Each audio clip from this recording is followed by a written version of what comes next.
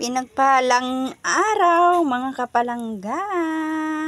Ayan, for today's video, nagluto di ay taog, adobong baboy. Ayan mga langga, malapit na po siyang maluto. So, ayan. Dahil biniyayaan tayo today.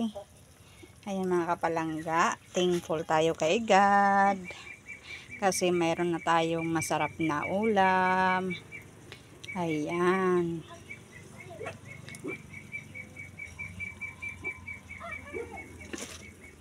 O diba mga kapalangga, pag may sipag daw, may tiyaga.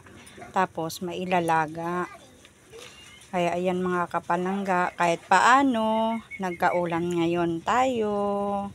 Kaya malaking pasalamat natin kay Lord, hindi lang kay Lord. O diba mga kapalangga, dahil binigyan tayo ng malakas na pangangatawan para makapaghanap buhay ng marangal mga kapalangga at makabili din tayo ng ating pangangailangan sa araw-araw.